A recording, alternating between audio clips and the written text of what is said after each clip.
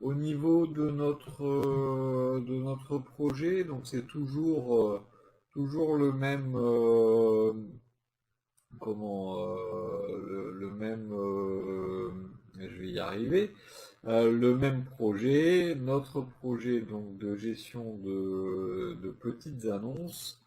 Et j'ai quelques petites modifs à apporter pour que notre projet fonctionne dans, on va dire, dans un fonctionnement le plus logique et le plus simple possible. Donc par rapport à des choses qui ont été faites précédemment, on va aller apporter quelques toutes petites modifications de façon vraiment à avoir quelque chose de simple à utiliser. Donc pour commencer, on va aller faire trois modifications dans notre fichier modèle.php qui est le modèle principal euh, pour quelques petites raisons, hein. C'est que j'ai juste pas pensé à certaines contraintes au moment où on a créé ces méthodes. La première modification qu'on va apporter, c'est sur la fonction d'hydratation. Souvenez-vous, hier, dans db.php, on avait apporté une modification pour faire un fetch sur les objets, donc en objet plutôt qu'en tableau. Et donc, si on fait un fetch avec des objets, on ne peut pas à l'heure actuelle, si on va dans notre modèle faire une hydratation, on ne peut pas passer un objet. On peut passer uniquement un tableau. Donc, de façon à faire en sorte qu'on puisse passer aussi bien un objet qu'un tableau, eh bien, je vais juste enlever la mention array dans la fonction d'hydratation. Deuxième chose qu'on va modifier, ce sont les méthodes de création et de mise à jour sur lesquelles, en fait, quand elles fonctionnent, hein, et elles fonctionneront, simplement ça va ajouter une incohérence dans la mise en œuvre. Donc si je vais sur la méthode create qui est là, bien, c'est pas propre. Voilà. Donc la méthode create qui est ici, en fait, on fait passer un modèle. Et donc ça veut dire que ça nous fera éventuellement écrire des choses de ce style-là. $user /create $user. C'est pas vraiment très très logique, étant donné de toute façon qu'on a hydraté notre modèle au moment où on le met en place, hein. Donc oui, c'est pas celui-là, c'est le modèle qui hérite. Étant donné qu'on l'a hydraté au moment où on le met en place, on n'a pas besoin de le passer lui-même en argument. Donc ça, c'est une petite erreur que j'ai faite. Et donc, on n'a pas besoin de mettre le modèle en argument. Et de ce fait, on n'a plus la variable modèle qui est ici.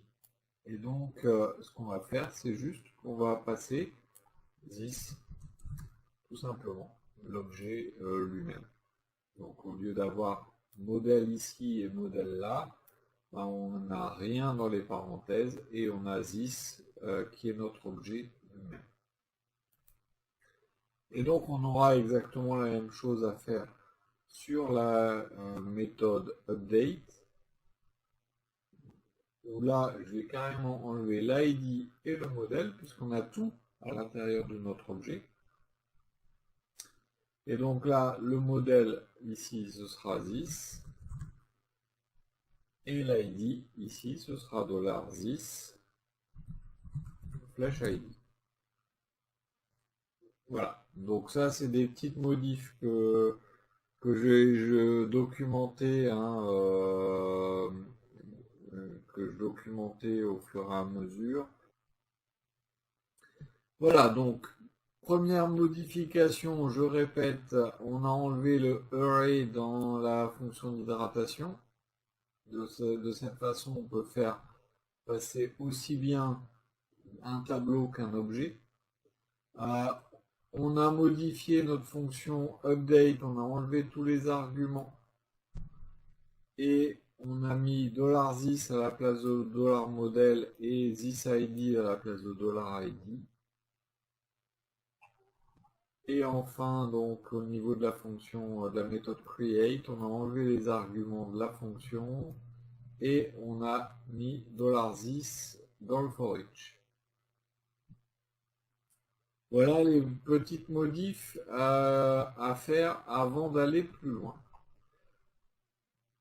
Ensuite, ce qu'on va faire également, on a créé, quand on a vu la base de données, on a créé le users model sur la fin, hein, sur la fin de la séance, on avait créé users model. Users model, donc qui est la classe qui nous permet d'accéder à la table des utilisateurs. Ces différents champs qui sont déclarés dans le modèle. On a notre constructeur. Alors on avait fait le constructeur avec le namespace, hein, mais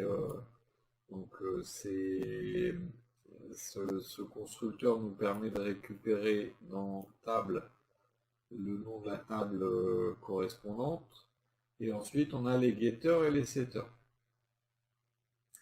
C'est là où on va voir qu'on peut aussi surcharger éventuellement notre modèle principal avec une méthode de requête en base de données qui sera par exemple de trouver un utilisateur à partir de son email.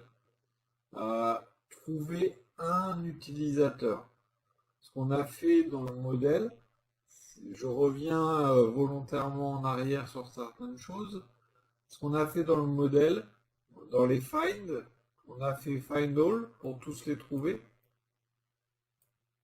On a fait find by pour en trouver plusieurs avec des critères. Et on a fait find pour en trouver un mais sur l'ID. Et donc, en trouver un mais sur l'ID, eh bien, ça va pas nous arranger parce que sur un formulaire de login, il nous faut un email.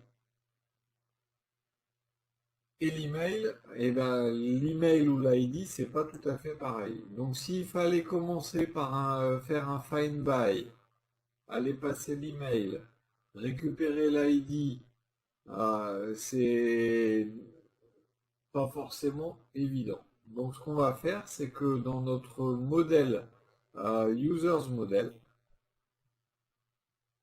on va, alors je vais me mettre juste après le constructeur, on va créer une méthode spécifique pour ce modèle-là, une méthode publique, qui va s'appeler, je vais les laisser en anglais les méthodes de recherche, find one by email. Donc on va lui dire de trouver un élément par son email. Donc ce sera une chaîne de caractères, string, qu'on va appeler $email, pourquoi pas, qui ensuite donc va tout simplement retourner. On va faire un this requête et dans la requête on va passer un select étoile from. Alors là je vais mettre les accolades pour être compatible avec les anciennes versions hein, de PHP. This flèche table. Les accolades ne sont pas obligatoires si on est en en PHP 7, à partir de 7.1, je crois. Where email est égal à point d'interrogation. Et on va lui passer sous forme de tableau notre email. Puisque notre méthode requête demande en premier paramètre une chaîne de caractères et en deuxième paramètre optionnel, on nous demande un tableau d'attributs. Donc là, on a passé l'email en tableau. Et derrière, vu qu'on va récupérer une valeur et qu'on n'en veut qu'une seule, eh bien on va faire un flash fetch. Ça nous permettra, je vais la documenter, de récupérer un user à partir de son email. On la met là exprès, on n'a pas besoin des exceptions. On la met là exprès parce qu'elle est spécifique à users model. J'ai pas besoin du use PDO exception, je vais nettoyer un peu, voilà. Elle est spécifique à users model parce que c'est pour trouver un utilisateur par son email. Donc on la met dans users model, elle vient surcharger les méthodes présentes dans model.php, tout simplement. Maintenant qu'on a posé les bases, on va passer à l'inscription de l'utilisateur. Parce que pour pouvoir connecter un utilisateur, ça serait bien qu'il soit déjà inscrit.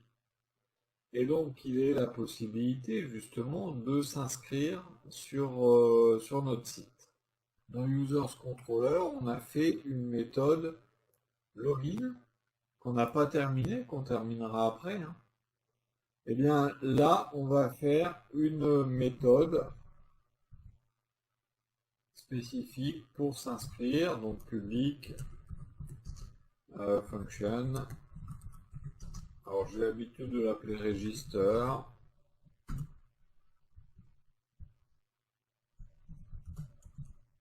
Donc public function register, donc celle-là, ce sera pour l'inscription des utilisateurs.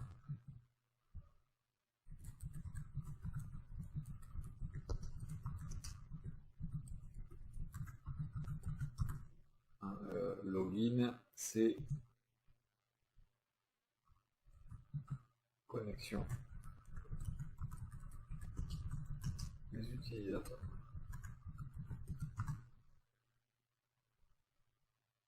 Donc l'inscription des utilisateurs, c'est très simple. On va refaire la même chose. On va faire un formulaire. Donc on est parti. On va faire un $form.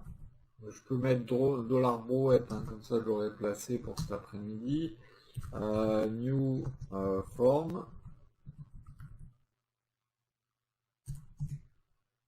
Donc je fais un premier un formulaire, donc je vais faire un $form flash début form.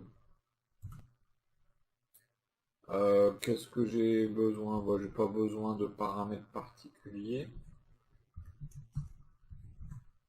Ensuite je vais mettre flash donc ajout label for, et donc on va mettre for email, et comme texte à l'intérieur on va mettre comme tout à l'heure email. Alors je vais faire un formulaire qui va pas forcément être très cohérent, on va dire, avec ce qu'on trouve habituellement. Je vais juste mettre un champ email, un champ mot de passe. Je ne vais pas vérifier s'ils sont pareils ou autres. La logique de vérification des formulaires. Après, chacun fait comme il le souhaite. Ça arrive souvent maintenant de voir un site sur lequel on met qu'une seule fois son mot de passe, alors qu'avant on devait le mettre deux fois. Donc ça, c'est des logiques qui sont amenées à évoluer avec le temps. Là, on fait juste l'exemple, histoire de faire fonctionner. Et ensuite, vous adaptez à vos contraintes.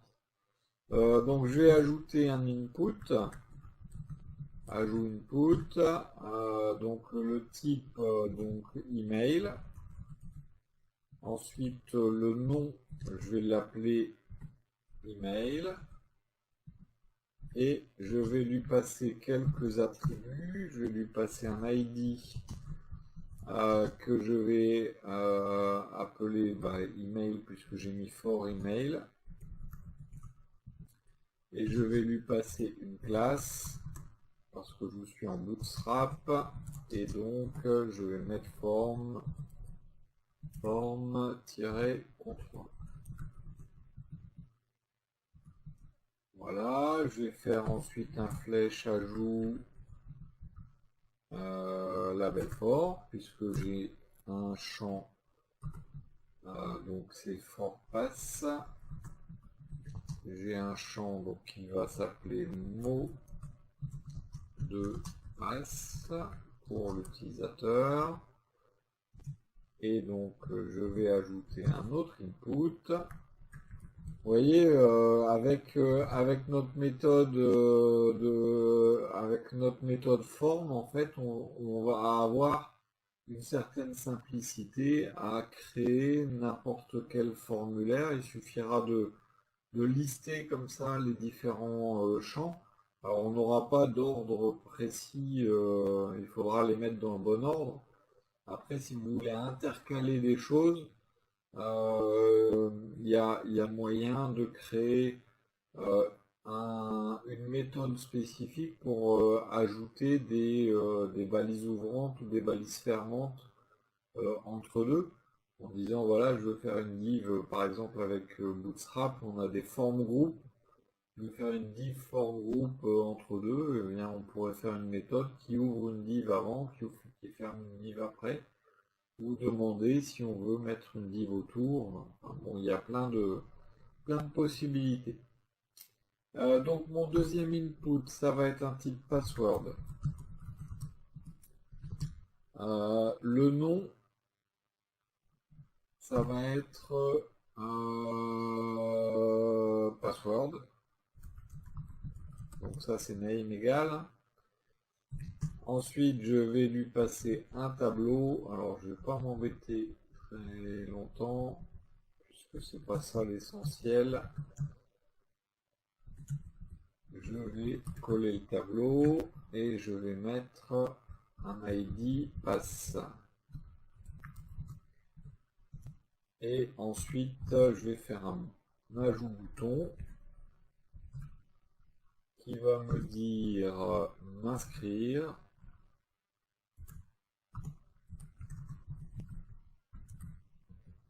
Et qui sera avec, donc je vais pas mettre d'ID,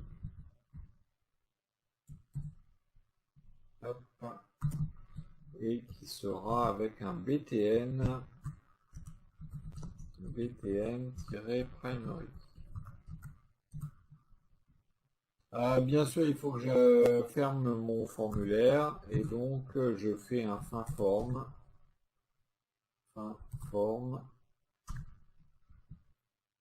directement. Voilà. Donc là, on a construit notre formulaire. Maintenant, ce qu'il faut, c'est l'envoyer à une vue. Donc on va faire un this render. On va l'envoyer à la vue qui va être dans users et le fichier va s'appeler register et ça, il n'existe pas encore. Et on va envoyer le formulaire sous le nom register forme. J'aurais pu mettre... bon, peu importe, hein, c'est un nom, tout simplement. Je ne vais pas dire que je vais mettre brouette parce que sinon on va me charrier sur le Discord. Donc je ne l'ai pas dit. Create. Voilà. De la forme create. Donc là j'ai fait ma méthode register qui doit pour l'instant, si je vais créer un nouveau fichier dans views users, donc dans views users je vais l'appeler register.php. Voilà, je vais mettre un H1 qui va dire inscription. Et je vais juste faire en dessous un petit écho en PHP de $register form. Voilà. Et donc là, je peux très bien ici derrière mettre une balise A avec un href qui va vers /users donc pour moi ça va être login. Voilà, déjà inscrit.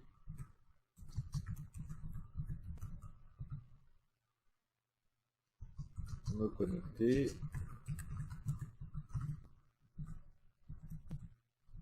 Par exemple, donc au début ici de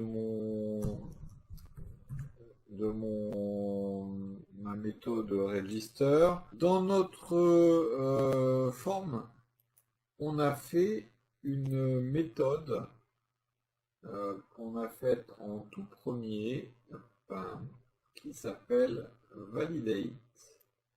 Une méthode statique. Bien sûr, je vous ai dit, on fait un truc simple, mais après, à vous de faire une méthode de validation qui va un peu plus loin, voire beaucoup plus loin. Et donc, on a fait une méthode statique validate. Eh bien, si je veux savoir si mon formulaire est envoyé et valide, dans mon code, il va me suffire de faire un if. Donc, on vérifie si le formulaire est valide. Et donc, je vais faire un if et je vais faire form .validate. Et là, il me suffit de lui envoyer mon poste et de lui dire vérifie si dedans j'ai email et password.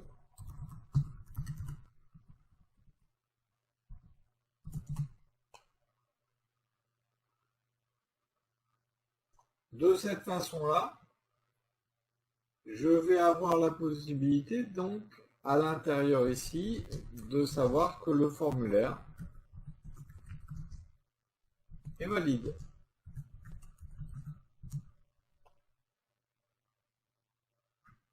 On va faire écho valide. On sait que le formulaire est valide.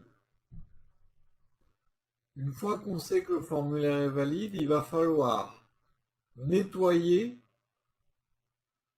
l'adresse mail. Alors pourquoi nettoyer? Simplement, vous avez peut-être entendu parler des failles XSS et des injections SQL. Les failles XSS, c'est quand, par exemple, dans un champ, on met des balises script et qu'on essaie d'exécuter du JavaScript en ayant injecté les informations dans une base de données. Ce qui fait que quand les données vont être affichées, eh bien, le JavaScript va s'exécuter et potentiellement ça peut faire du vol de session, du vol de cookies, des informations personnelles qui sont transférées à quelqu'un de malveillant. Enfin, ça peut faire pas mal de choses. Donc, on va déjà nettoyer l'email. Le mot de passe, c'est pas la peine parce que de toute façon, on va le chiffrer. Donc, étant donné qu'on chiffre le mot de passe, s'il y a du script dedans, bah, peu importe parce que il sera chiffré comme ça. Donc, la première chose, on nettoie. Donc, je mets entre guillemets l'adresse mail.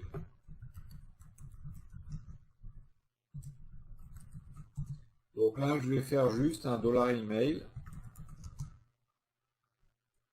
égale strip tags de $_post email.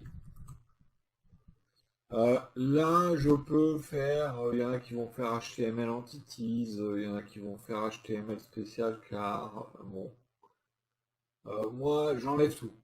HTML entities et HTML spécial car, ils les gardent. Ils gardent les entités HTML qu'il y a dedans. Moi j'enlève. Voilà, c'est un choix. Encore une fois, c'est un choix. On m'a fait remarquer d'ailleurs que ça doit être fatigant de toujours se justifier sur ses choix. Mais c'est marrant parce que justement, c'est l'un des intérêts du métier. Il y a plein de façons de faire la même chose.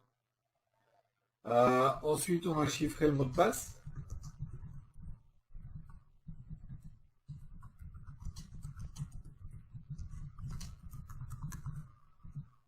Chiffrer le mot de passe.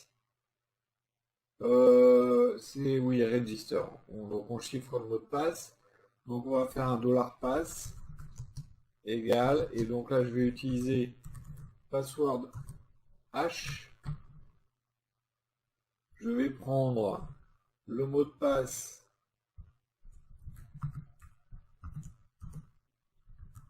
qui m'est envoyé et je vais le chiffrer en password argon 2i. Attention, le password argon 2i n'est pas disponible pour les versions de PHP avant la 7.2. Donc si vous avez une version 7.1 par exemple, il faut prendre le password decrypt.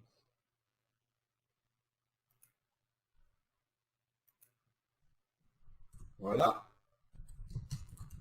On stocke l'utilisateur en base de données. Pour ça, on a un modèle.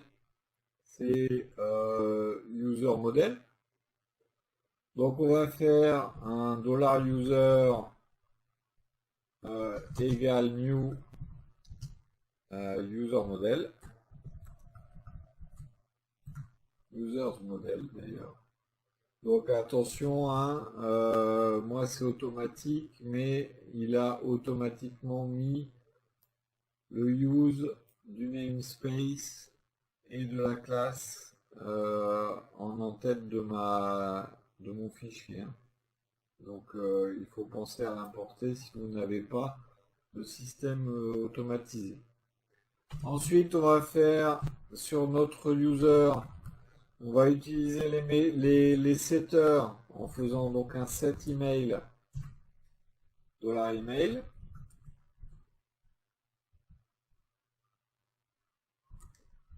Étant donné que j'ai un return this, je peux faire un flash set password $password.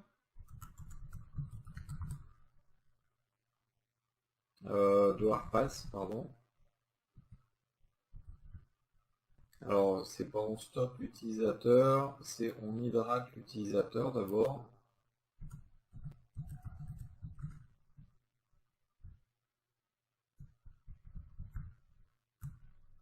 Hop, et là, juste après, on stocke.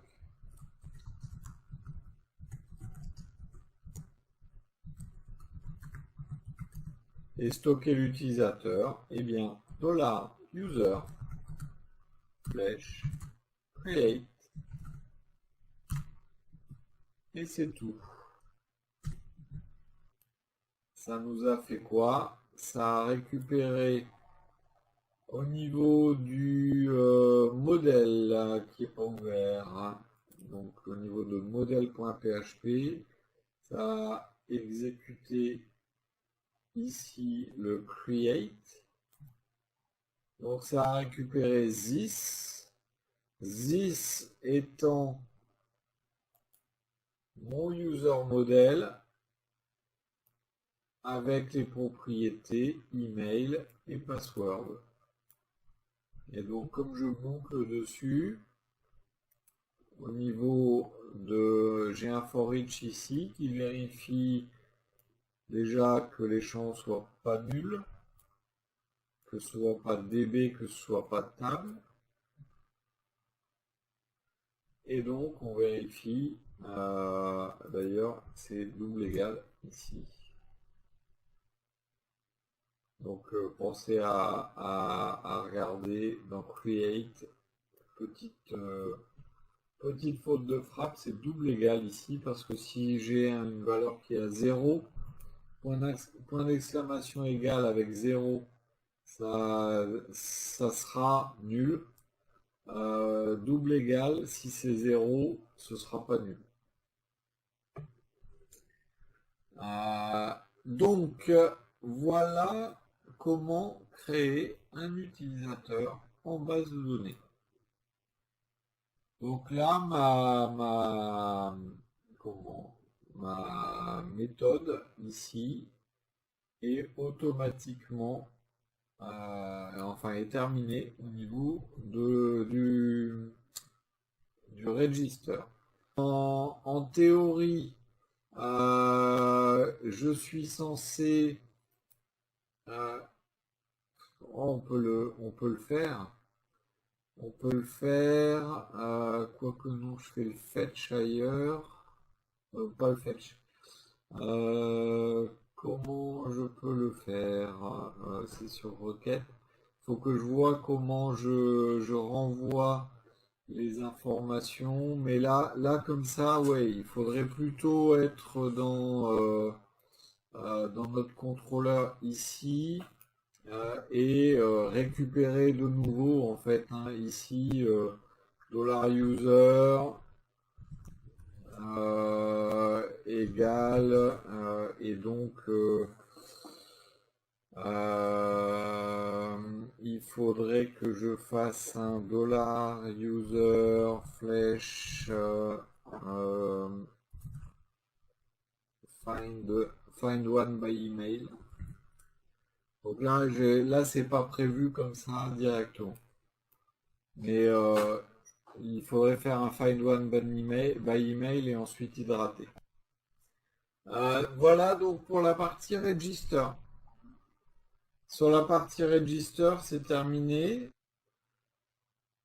Ce session start ne doit être mis, doit obligatoirement, être mis avant toute sortie de code HTML ou d'un echo ou quoi que ce soit. À partir du moment où on a écrit le moindre caractère, Session Start ne marchera plus. Le seul et unique endroit où on est sûr que ça va fonctionner, que rien ne s'est produit avant, c'est dans notre main.php, juste au moment du start. Et donc ici, juste avant, on démarre la session. Et donc on va mettre un session start.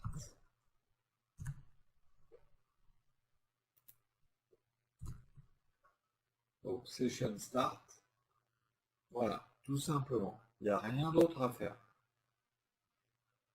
Ce session start va avoir déjà tout de suite un impact, un premier impact immédiat. Ça nous a créé le cookie. Et maintenant, on a accès à tout moment, dans toute notre application, à la variable super globale qui s'appelle $_session. Alors on va l'utiliser pour le login. Donc on va voir un petit peu comment elle va évoluer au fur et à mesure donc de son utilisation. J'ai la possibilité de dire tout simplement $_session. Alors $_session égale, et puis je mets un tableau par exemple disant des mots. Voilà, il faut, pardon, mettre $_session. Ah oui, c'est vrai qu'il faut créer des messages par exemple. Nous, ce qu'on va faire, c'est qu'on va aussi faire un tableau où on va dire $session user égale, et on mettra par exemple, donc je vous fais un exemple, ID 1, email, contact, arrobase, lui c'est nouvelle techno.fr par exemple. Unset $_session message. Donc vous avez plein de petites manips qui sont comme ça, qui sont possibles directement. Donc là, si on a une session utilisateur qui est ouverte, on le saura parce qu'on a une clé user dans session. Et la première chose qu'on va faire, c'est de faire en sorte que notre navbar nous affiche une chose différente si on est connecté ou si on n'est pas connecté.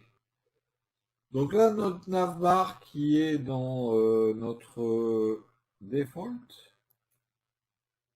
Donc là, sur notre navbar, on va y mettre une deuxième partie, donc un deuxième ULLI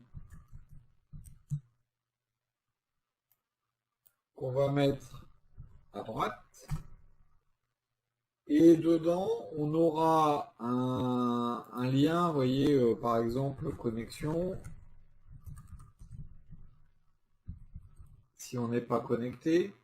Et si on est connecté, on aura un lien profil et éventuellement un autre lien des connexions.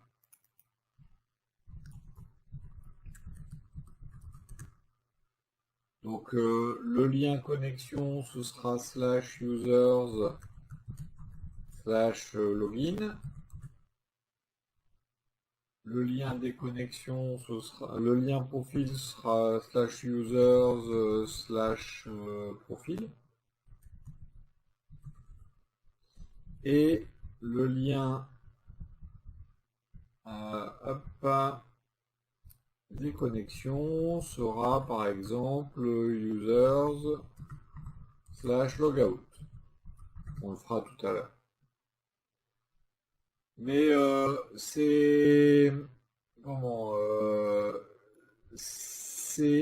liens ne doivent pas tous apparaître au même moment. Donc on va faire un if. On va vérifier est-ce que on a, donc là je vais devoir inverser le code, mais c'est pas grave. Est-ce qu'on a, alors pardon, j'ai même pas ouvert PHP. Voilà. Est-ce qu'on a, avec i7 $_session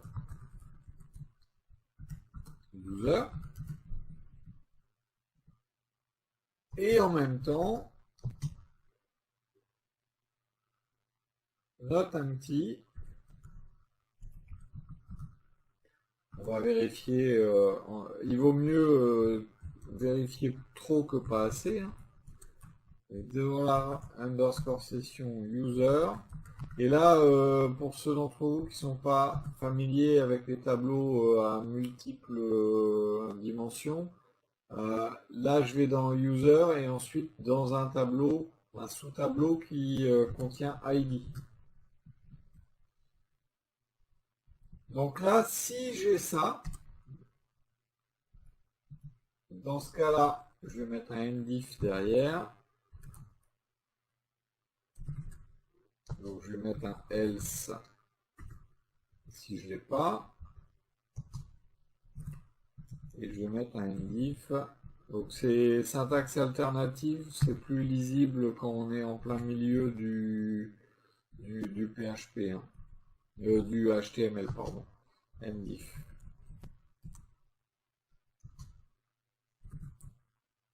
Voilà. Et donc, si on a un utilisateur, on met profil et des connexions.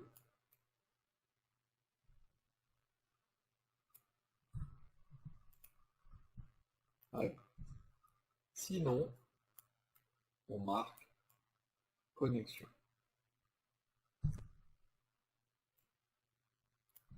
Donc en vérifiant par l'intermédiaire de la session, on saura qu'on a un utilisateur connecté ou pas. C'est qu'on a mis à la main, ici, notre session utilisateur. Donc ça, c'est l'intérêt, hein, de l'utilisation de la session. Nous, on va pas l'écrire comme ça, à la main. Ce qu'on va faire, c'est que on va créer une méthode à l'intérieur de notre modèle euh, users. On va créer à l'intérieur une méthode qui va être qu'on va appeler cette session pour lui dire crée-moi la session. Donc je vais aller dans users model, je vais faire une nouvelle méthode ici, hop, public function cette session.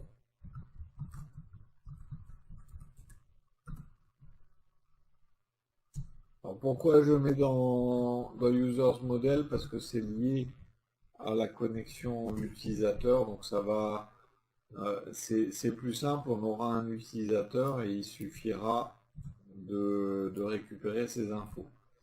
Donc là je fais un $_ session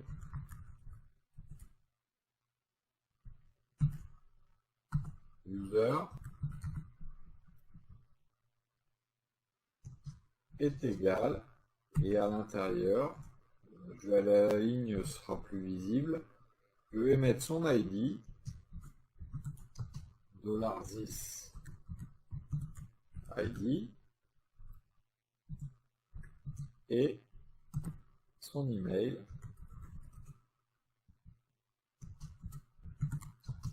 $10 email. Et un petit point virgule.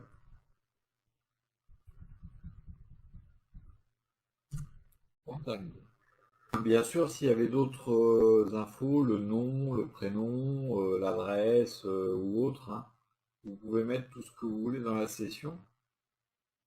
Attention, il est fortement recommandé de ne pas mettre d'informations sensibles à l'intérieur de votre session.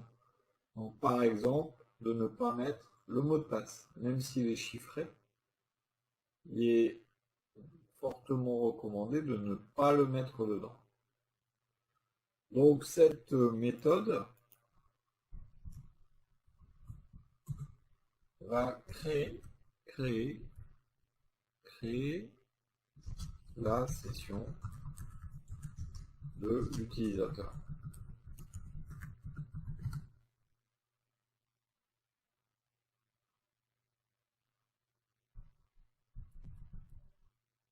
et on fait un return void effectivement parce que c'est une variable, c'est une super globale. Une fois qu'on a fait ça, eh bien on va pouvoir maintenant faire la gestion de notre formulaire. Là on a préparé un petit peu tout le terrain. On va gérer notre formulaire de login. Donc notre formulaire de login, je vais ranger un petit peu les fichiers qui sont ouverts. Hop. Notre formulaire de login, il est ici, il est dans Users Controller. Et on va faire le même principe que ce qu'on a fait avec notre formulaire d'inscription. On vérifie si le formulaire est complet. Donc pour créer un user, il nous faut au moins l'email et le mot de passe. Donc on va vérifier form validate. On va lui passer $_post et on va vérifier si on a email et password. Peu importe ce qu'il y a dedans, c'est vérifier s'ils y sont. Donc là, le formulaire est complet.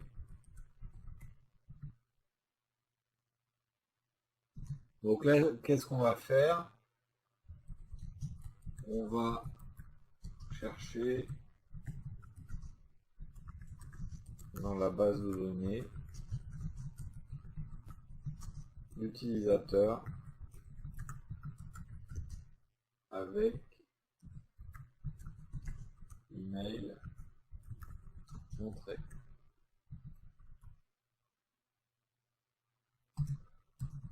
Bon là je vais le faire en une fois, hein, mais on n'est pas obligé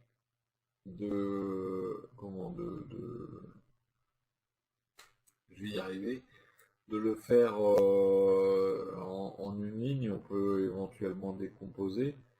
Donc je vais même le faire en deux lignes de toute façon. Donc on va aller chercher le modèle. On va faire un new de users model.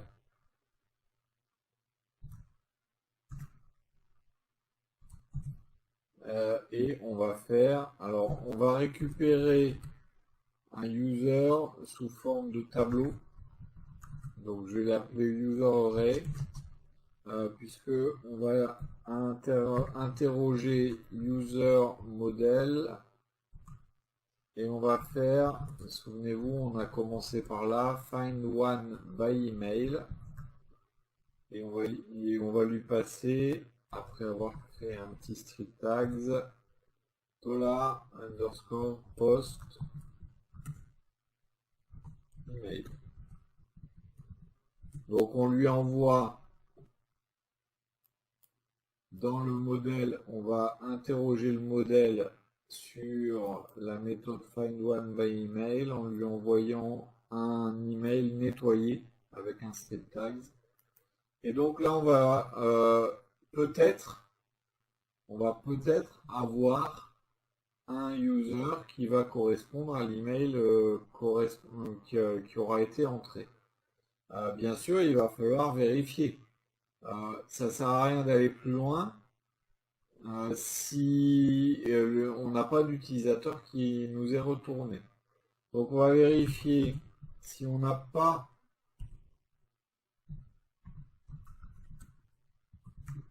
notre utilisateur. Si l'utilisateur n'existe pas, dans ce cas-là, on redirige, hein, on va faire je vais faire un HTTP response code. Je vais mettre quoique non, tiens, on va faire un message de session. Je vais faire un $_session. Vu qu'on a la session, vous ne connaissez peut-être pas les messages de session. On envoie un message de session.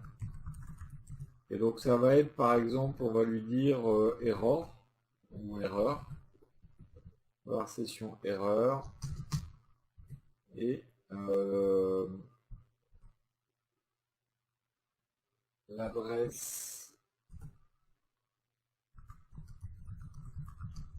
email et ou le mot de passe est incorrect. Alors, il ne faut jamais dire aux utilisateurs que l'adresse email est incorrecte. Il faut surtout pas le dire. Si c'est l'adresse mail, il faut surtout pas le dire.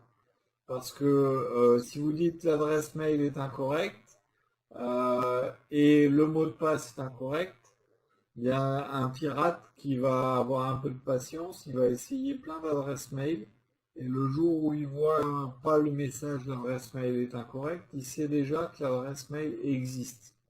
Et ça va lui donner éventuellement la possibilité ensuite de garder cette adresse mail sous le coude et de tester plein de mots de passe avec. Donc on n'envoie jamais un message clair disant l'adresse mail est incorrecte ou le mot de passe est incorrect. On met toujours le et ou comme ça, ils ne savent pas exactement là où ils ont fait l'erreur. Un utilisateur normal, il va vérifier, il va dire bah si mon adresse mail est correcte, donc ça doit venir de mon mot de passe. Et ensuite, donc on va faire tout simplement rien. C'est-à-dire qu'on va revenir, on va laisser partir sur si je vais rediriger, pardon. Je vais quand même faire un redirect, redirect, un header, pardon, header, et je vais mettre location de point, et je vais quand même le mettre sur /users /login, histoire de rafraîchir la page comme ça. Donc là, une fois que j'ai fait ça, on verra tout à l'heure comment afficher le message d'erreur. Ici, l'utilisateur existe.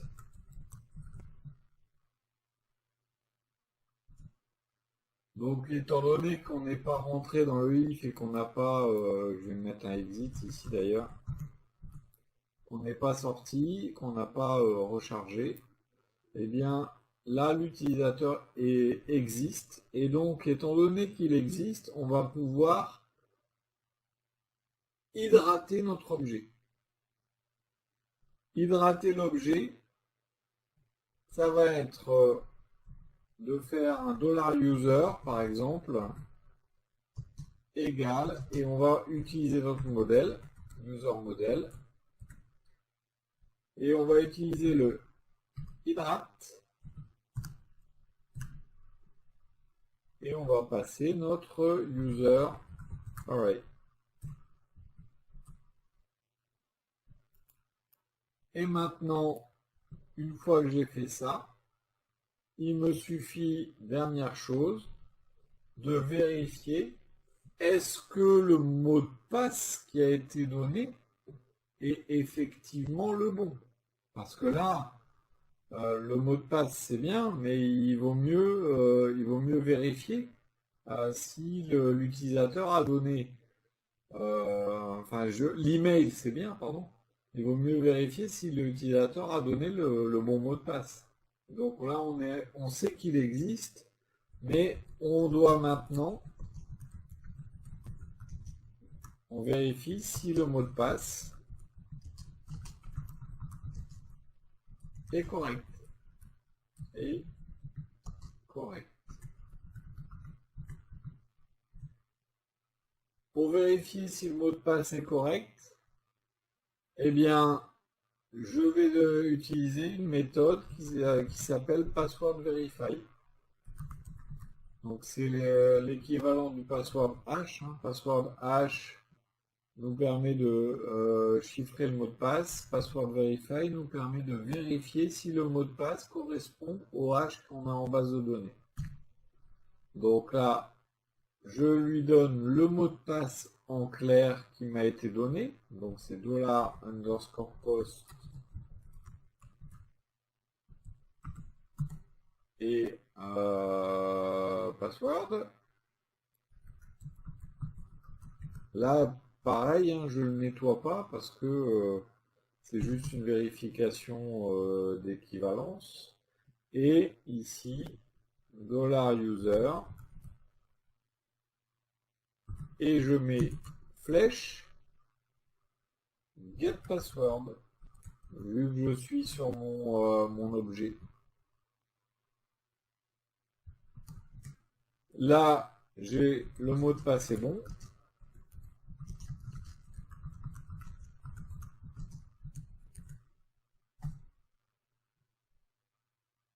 Et si je fais un else, mauvais mot de passe.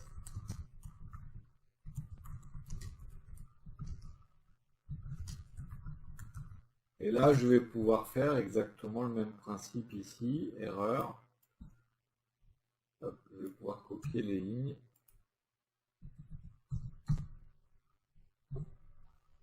Alors, on pourrait faire une petite méthode hein, qui gère les erreurs. Hein. Ça, après, c'est à peaufiner tout ça. Le mot de passe est bon. L'email est bon. Je peux ouvrir ma session. Eh bien, regardez, tout simplement, $user,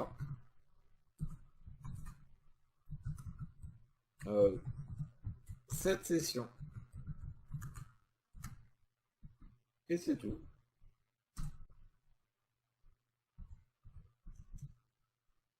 Parce que j'ai créé une méthode pour le faire.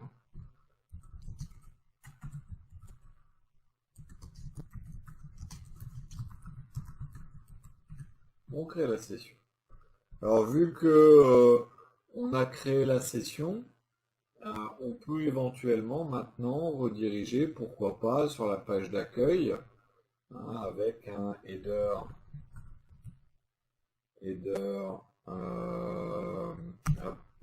location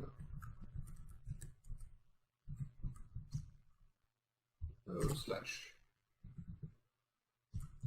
et exit. Ça sert à rien de continuer le code hein, si on a fait une redirection. Là, normalement, tout fonctionne. Pour l'instant, il n'y a que les messages d'erreur qui ne s'afficheront pas. On va les afficher juste après. Mais normalement, là, tout fonctionne sans problème. Eh bien, hop, on va faire une méthode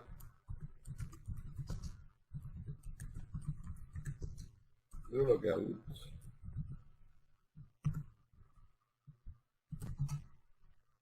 Cette méthode de logout va faire tout simplement un unset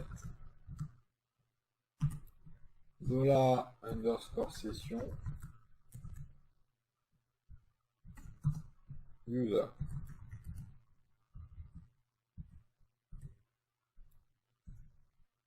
Et ensuite, éventuellement, on va faire un header location pour aller à la page d'accueil. Après, on pourrait faire vers la page référente. Hein, ça, quoique si, on peut éventuellement mettre $_server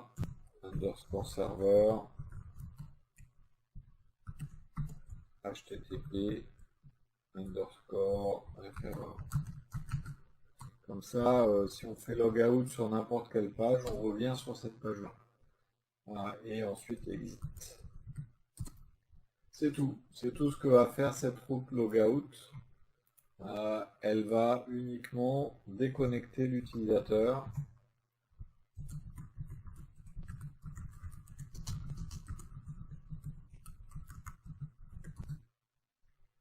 Les messages de retour, hein, par exemple l'adresse email et ou le mot de passe est incorrect. Et donc ça, on va le faire dans la partie sur la partie login.php.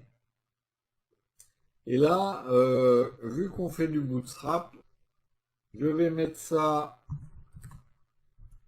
dans un if.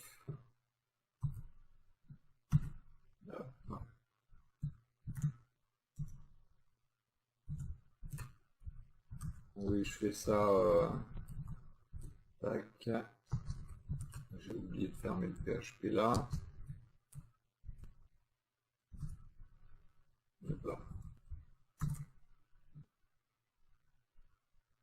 Donc si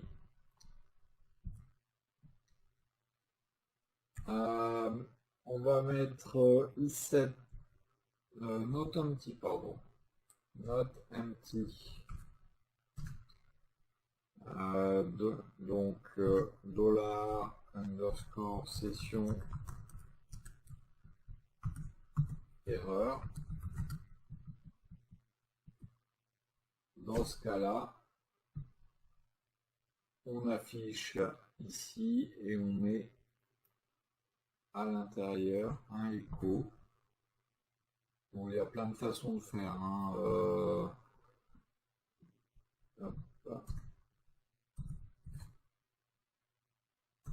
Pour ceux qui font du Symfony, c'est le principe des messages flash, mais ils ont mis une boucle. Hein.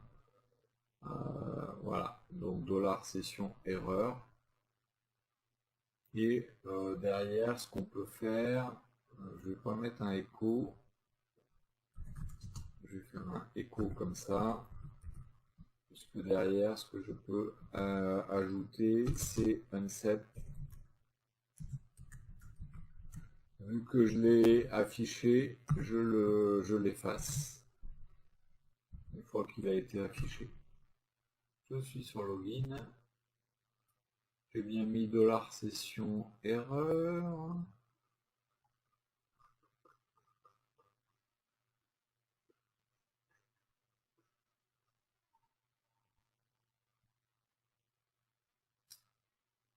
Donc c'était principalement la gestion de la connexion et de la session des utilisateurs en utilisant le formulaire enfin qu'on a créé.